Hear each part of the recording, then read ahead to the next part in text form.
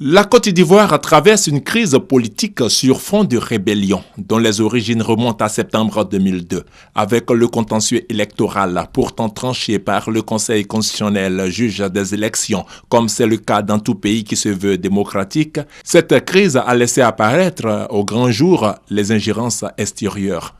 Les médias occidentaux qui s'efforcent de couvrir les tueries de civils supposés favorables au président de la République Laurent Gbagbo et les actes d'insurrection contre les institutions de l'État n'hésitent pas à faire planer le spectre de la guerre civile. Certains hommes politiques occidentaux vont jusqu'à prédire un génocide contre qui s'étonnent les Ivoiriens qui voient en cela une volonté manifeste d'amener la Côte d'Ivoire au chaos pour imposer un président non élu.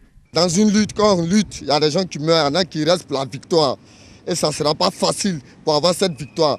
Mais chacun de nous, nous devons lutter contre les terroristes. C'est à nous de décider de notre avenir. On sera toujours prêt jusqu'au dernier. On va lutter pour notre avenir. Mais j'aimerais lancer un appel à ceux qui créent la zizanie en Côte d'Ivoire. Actuellement, vous pouvez le faire, mais sachez que la victoire, ça ne sera pas pour vous, parce que nous, on sera tous morts. Par nous, jeunes Ivoiriens, originaires de la Côte d'Ivoire, moi, je suis un Ouattara, mais je ne supporte pas Ado parce qu'il est Ouattara. Moi, je demande aux Ivoiriens de réfléchir. La paix dans ce pays-là, ou la guerre dans ce pays-là, c'est un choix. Nous pensons que la Côte d'Ivoire n'est pas au bord d'un génocide.